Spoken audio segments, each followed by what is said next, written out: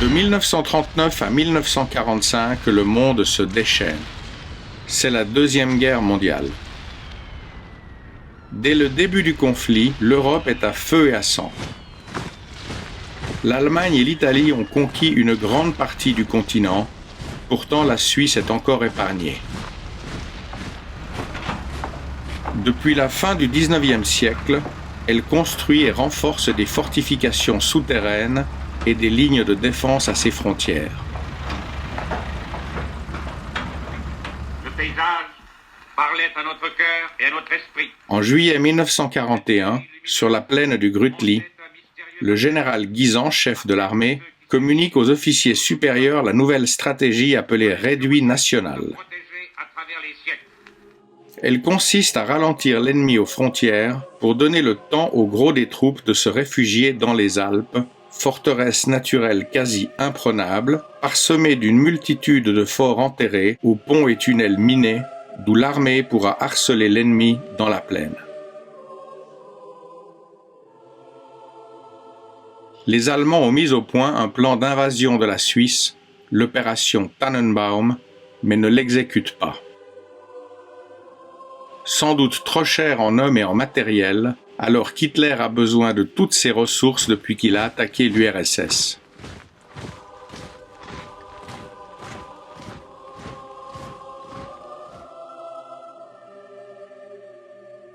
Les constructions militaires de cette époque parsèment toujours le territoire suisse et sont préservées et entretenues par des passionnés.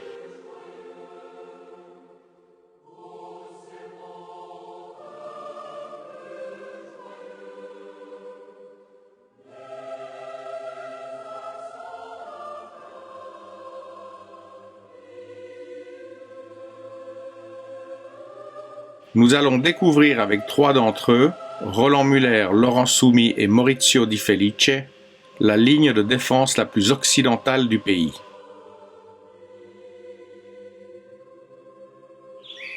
On est ici dans le secteur fortifié de la Promentouse, qui est constitué de la ligne de défense de la Promentouse, avec en deuxième rang la ligne de défense de la Dulive. La Promentouse, comme la Dulive, sont deux rivières qui descendent du Jura vaudois et qui se jettent dans le lac Léman.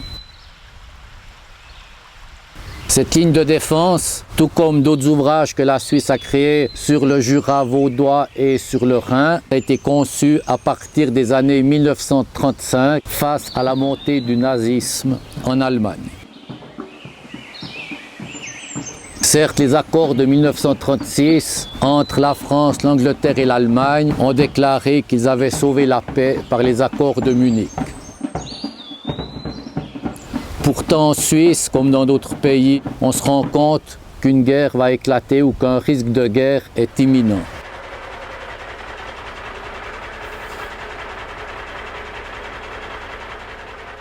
Pourquoi une ligne de défense ici et pas à Genève? Genève, malheureusement, est entourée de la France. Et c'est une ville indéfendable. Donc Genève aurait été déclarée ville ouverte, comme Paris a été déclarée ville ouverte face à l'envahisseur allemand. Le secteur de la Promentouse est le premier endroit à l'ouest de la Suisse où nous avons des rivières qui descendent du Jura vers le lac Léman, et ces rivières étaient un premier obstacle naturel pour des chars de l'époque. La ligne part de la Dunanche, un endroit situé au-dessus de Bassin, et continue par Vic jusqu'au bord du lac Léman. La ligne de la Dulive est une plus petite rivière quelques kilomètres en arrière et aurait servi de ligne de repli. Sur cette ligne, il n'y a pas de bunker, mais simplement quelques postes fortifiés comme celui où je me trouve. La création de ces fortifications ont évidemment attiré l'attention du gouvernement allemand qui s'est plaint diplomatiquement auprès de la Suisse de cet acte inamical vis-à-vis de l'Allemagne. La Suisse a pu répliquer qu'elle est neutre et qu'elle construit aussi des fortifications sur la frontière française. La ligne fortifiée de la Promentouse comporte une dizaine de bunkers. Nous avons la Villa Rose à Gland. On a aussi le bunker ou le contre-ouvrage de la Villa Rose qui est la Villa Verte. Ces deux ouvrages, dès le départ, ont été camouflés en habitation. En remontant vers le Jura, on a le fort de Vic. Et en remontant vers Bassin, nous avons un autre ouvrage camouflé en habitation qui défend la route qui descend d'Arzier. Ensuite, nous avons des petits bunkers. Ce sont des ouvrages d'infanterie. Ce qui veut dire que l'on a des armes d'infanterie, c'est-à-dire les canons anti-chars qui tirent à vue et des mitrailleuses. Derrière la rivière, nous avons des blocs béton, communément appelés Toblerone, qui servent à arrêter les chars. Chaque fois que l'on voit un Toblerone dans le terrain, ce Toblerone à lui seul ne sert à rien. Il est toujours couvert par le feu. Donc il y a un bunker quelque part qui couvre le passage, que le Toblerone est censé barrer. S'il y a un bunker, en Suisse, il y aura un deuxième bunker qui va servir de contre-ouvrage au premier bunker. Les deux bunkers allant se défendre mutuellement par leur tir de mitrailleuse en cas d'assaut d'infanterie. 3000 Toblerone pour une longueur totale de la ligne que je dirais de 7 km. Certains endroits sont constitués de ravins très escarpés où là un char ne pourrait pas passer et il n'y a pas de Toblerone, il y a juste de petits bunkers pour se protéger d'un passage d'infanterie. En fait, il ne faut pas s'imaginer que la ligne n'est qu'une succession de bunkers. Il faut bien s'imaginer que ces bunkers sont entourés de champs de barbelés, il peut y avoir des champs de mines et il y a des troupes dites d'intervalle. Et on retrouve à différents endroits des boîtes en ciment qui sont en fait des boîtes de raccordement de téléphones de campagne où des observateurs dans le terrain peuvent raccorder un téléphone pour communiquer leurs observations. Ces boîtes sont reliées entre elles par des réseaux souterrains de câbles téléphoniques. Les bunkers doivent être couverts par de la DCA, car comme on l'a vu lors de l'assaut allemand en France, la ligne Maginot a été attaquée par l'aviation. Ce que l'on visite essentiellement, c'est le bunker dit Villa Rose à Gland, qui est géré par l'association de la ligne fortifiée de la Promontouse.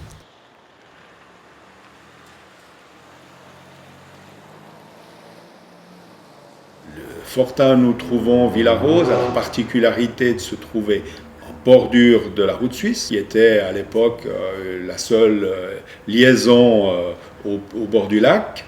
Et il a, de par cette situation, la particularité d'être aménagé, je dirais extérieurement, d'être customisé aujourd'hui en forme de villa pour que l'ennemi puisse prendre ça pour un leurre. Au niveau du camouflage, c'est reconnu d'importance nationale. Et puis, avec la Villa Verte, qui est située juste à quelques encablures de l'autre côté de la route, c'est deux exemples qui sont quasi uniques en Suisse, hein, puisque vous avez une couleur coquette, vous avez des volets aux fenêtres, vous avez un toit avec des tuiles, des fleurs au balcon, qui donnent vraiment l'illusion que c'est une maison qui est habitée. On a à la fois une troupe dans le fort et une troupe à l'extérieur. C'était quand même deux troupes différentes. Et les gens qui étaient dans les forts avaient des contacts avec l'extérieur lorsqu'il y avait des mouvements, des rotations, mais en principe n'avaient pas du tout de contact avec l'extérieur, puisqu'on n'a pas non plus de liaison, par exemple, entre cette partie qui était dortoir, réfectoire, et la partie fortin. Il n'y a qu'une porte pour accéder au fortin, elle est à l'extérieur, elle n'a aucune communication avec la partie cantonnement où nous nous trouvons maintenant. Alors, le but aussi était de pouvoir rester effectivement en autarcie, en division fermée pendant quelques jours, puisqu'il n'y a pas possibilité, si ce n'est de réchauffer des menus, et peut-être que le maximum était peut-être une semaine, mais tout ça en fonction de la situation qui était présente.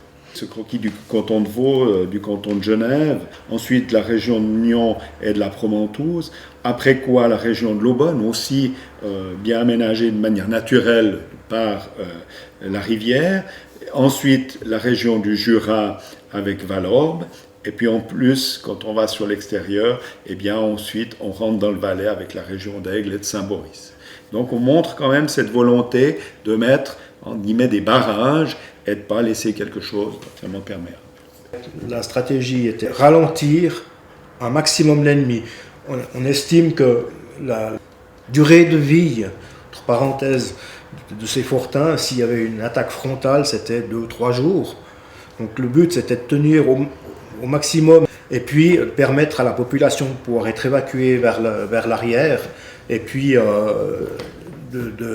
d'avoir du renfort de la troupe pour venir renforcer ses frontières à ce moment-là.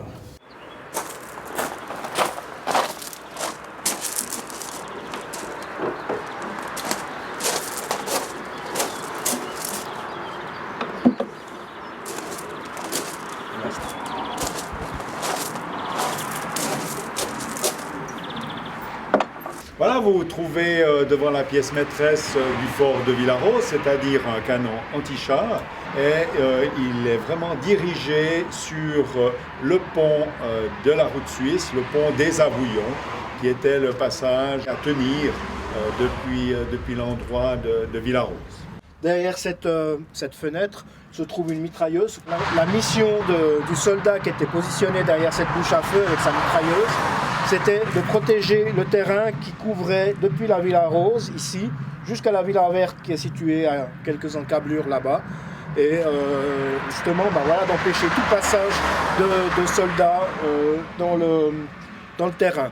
On se trouve devant une bouche à feu, une embrasure, où nous avons une mitrailleuse qui couvre cette partie de terrain, donc la partie sud du terrain, et qui couvrait par son orientation le fortin de Bergerie-Lac, qui se trouve à 400 mètres environ en contrebas, et qui permettait ainsi une couverture mutuelle. On se trouve maintenant sur la partie arrière du fortin, mais qui est en fait l'entrée du fort, puisque un seul point d'entrée, c'est cette porte et cet accès. Alors, après cette porte blindée, on se trouve dans une enfilade à angle droit, ce qui permettait aussi d'arriver à l'abri de combat, également protégé, lui, par une porte blindée, qu'on pouvait renforcer par des rails à l'arrière. Ici, on se trouve dans la partie dite abri de combat. À ma gauche, ici, vous avez la mitrailleuse qui s'occupe du secteur sud, donc côté lac, le canon. À ma droite, ici, on trouve une deuxième position de mitrailleuse qui couvrait le secteur côté Jura. Alors, j'ouvre la porte de l'emplacement de l'observateur. L'observateur se trouvait à cette position et était concentré sur le passage de route, passage de la route suisse. L'observateur pouvait ainsi communiquer directement à sa gauche au canonnier les informations qui lui étaient utiles pour couvrir le passage de la route suisse. Derrière moi, on trouve l'accès pour les cantonnements. Sur la porte, il est marqué SAS. C'est un dispositif qui était en surpression afin d'éviter la propagation des gaz de combat dans les cantonnements, puisqu'ici ils avaient les émanations de gaz des tirs, donc des émanations toxiques, donc ils avaient un masque de protection et une arrivée d'air frais, ce que n'avaient pas les soldats qui étaient dans la partie abri de repos. Voilà, donc ici on se trouve dans la partie abri de repos. C'était la partie cantonnement pour cette troupe qui était stationnée dans ce fortin de la Villa Rose. 25 hommes avec un sous-officier, c'était un sergent ou un adjudant. 12 couchettes, donc 12 personnes couchées au repos. On trouve dans ce local différentes positions. Vous aviez un petit coin pour prendre les repas, pour faire sa toilette sommaire ou sa lessive, ou le coin qui était destiné à la communication, donc avec un poste de radio, ou ici le central téléphonique, ou d'autres moyens de communication. Personnellement, je pense que ce type de stratégie démontrait déjà la volonté affiché de garder sa neutralité et de ne pas être perméable. Donc pour moi, ça montrait cette volonté-là, et puis après, qui s'y frotte s'y pique. La guerre se termine le 8 mai 1945. Henri Guisan quitte ses fonctions de général en juillet, ayant réussi à tenir la Suisse à l'écart du conflit. Les lignes de défense et les fortifications continuent leur mission de dissuasion et de protection du territoire jusqu'à la fin du XXe siècle, avant d'être désarmées, ne répondant plus aux besoins militaires du XXIe siècle. C'est grâce à l'engagement et à la passion de bénévoles que certains de ces ouvrages sont maintenus et permettent aux générations actuelles de se replonger dans leur passé. Qu'ils en soient tous chaleureusement remerciés.